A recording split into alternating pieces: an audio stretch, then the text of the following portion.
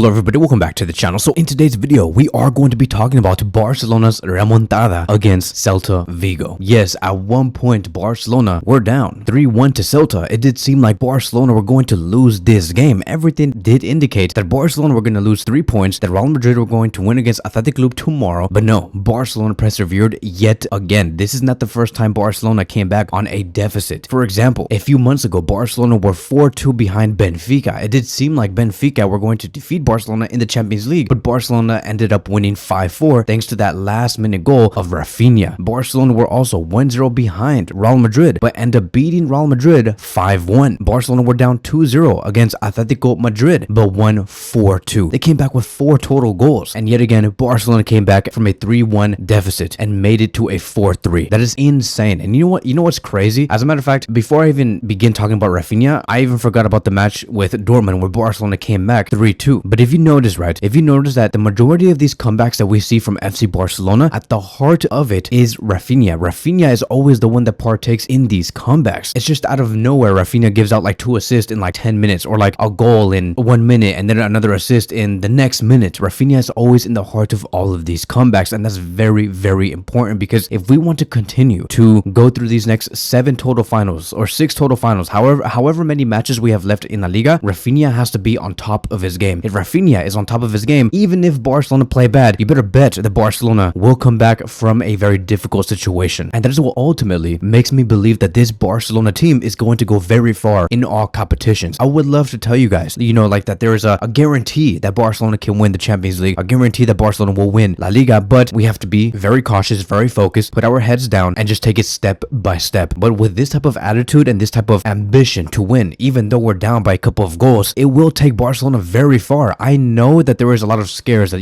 Barcelona concede a lot of goals, and what if it doesn't work against Inter Milan? Barcelona always find a way. Now, of course, we have to fix those defensive errors. It was not all sunshine and rainbows. The reason why we were down to Celta Vigo 3-1 was because we made so many defensive mistakes at the back. We were asleep. The defense of, I don't know what it was, but there were so many times where we saw Frenkie de Jong and Inigo Martinez like paired up, and the amount of times we have let Iglesias, who is the striker of Celta Vigo, like open to receive the ball, who scored 3 goals, by the way, a hat-trick. It was just insane. And I'm like, why aren't you guys marking this striker here? He continues to do the exact same thing over and over again. You guys just leave him there, right? It only takes 1 long pass to Iglesias and he scores. Hansi Flick was furious. Like, just look at this guy's reaction when he saw Barcelona going down 3-1. He's like, oh my god, bro, like, it is just so simple. Just mark the player. Why aren't you guys awake? Why are you guys asleep? What's going on? Do you guys not know that Barcelona are trying to compete for the title? Do you guys not know that Real Madrid is just beneath us by a couple of points? We must win. And so the fact that we saw them defend Iglesias in this manner was irresponsible. But let me tell you, the moment Hansi Flick made those changes of Dani Olmo coming in, Lamine Yamal also coming in, it is what ultimately led towards Barcelona getting the 3 points, because Dani Olmo provided the creativity, the goals. Lamine Yamal as well. He was dribbling through multiple players, causing Celta Vigo a lot of headaches. And I believe that Barcelona played much better with Olmo and Yamal in the 11. Dani Olmo came out with a goal, Lamine Yamal came out with an assist. But like I said, circling back to Raphinha, Raphinha was at the heart of all of this. It was a comeback so epic. Guardiola's brother was just so pissed and he couldn't even believe it. It was epic. Like, I know once the coach of Celta Vigo, who is Guardiola's brother, saw Raphinha running up and down the field, being the main protagonist in the attack, he knew it was over. He's like, yeah, I've seen this movie plenty of times. Let's just let this play out, because I'm not even going to try and fight this. So Raphinha, after producing 2 goals and 1 assist today, Raphinha produced 60 goal contributions in total for both club and country this season. 35 goals and 25 assists. And in this season for FC Barcelona alone, 51 goal contributions in 48 matches. Raphinha was so important. 2 goals, 1 assist, 4 successful take-ons, which was the most, 5 chances created, which was the most, 9 duels won, which was also the most. And then of course, I also want to go back to Lamine Yamal. Lamine Yamal this season, 18 total assists. He has more assists than his actual years alive. Do you guys know that? Like, Lamine Yamal has 18 assists and Lamine Yamal is 17 years old. More assists than years alive. That is how good Lamine Yamal is. And I've already said, and I'm going to continue to say this, I said this in the past 3 to 4 videos. If Barcelona unlock the potential and the eagerness of Lamine Yamal and Raphinha on the flanks, Barcelona just become much more dangerous. We could not see that against Dortmund in the 3-1 loss. And even in the match before that one, which was against Leganés, where Barcelona won by 1 goal, which was an own goal, I said, if you unlock Raphinha and Lamine Yamal, Barcelona just get much better. That is the only thing that is missing. And what happened today against Celta? We unlocked Yamal and Raphinha, and this is what happens. So I am so proud of all of these players. But I do want to say one more thing. playing, I just noticed that 4 days ago, Gurasai, who was the striker for Dortmund, scored a hat-trick against us. He was the number 9. Fast forward up until today, yet again, we saw Celta Vigo's number 9, Iglesias, score a hat-trick against us. What does that tell us about Barcelona's defense? It is the fact that Barcelona's defense have a lot of trouble defending the opposition's number 9. It's ultimately the reason why Sorloth works so well with Atletico Madrid when they do face us, is because Barcelona really do struggle defending the opposition's number 9, and it can be any number 9 in the world. If that number 9 is a decent player, like Lautaro Martinez to Lewandowski to Erling Haaland type of level, Barcelona will be in big trouble and they can find hat-tricks. It is too consistent, right? Gurasai, hat-trick. Iglesias, hat-trick. Sorloth finds it so easy to score goals when he gets subbed in. What does this tell us about the future? I believe that Barcelona have to be very careful on defending the number 9s of any opposition, whether it's Inter Milan or Real Madrid. Games that are going to be very difficult. And I believe that a lot of teams are starting to catch on. They're starting to say, oh, okay, Barcelona do everything right. They cover our wingers, they know how to destroy our midfielders, but they do lose track of the number 9s. And we can use that to our advantage. So that is something to really think about, because I just don't like the fact that every time a long ball gets passed through a number 9, Barcelona get caught with Frankie de Jong and Inigo Martinez as the center back pairing, because Frankie de Jong is in that position. Frankie de Jong is a weakness at the back, and especially when you do have a high defensive line. So Hansi Flick is going to have to really fix that. But all in all, Barcelona completed the remontada yet again. We are 7 points clear of Real Madrid, who face Athletic Bilbao tomorrow. We'll see. Hopefully this win with Barcelona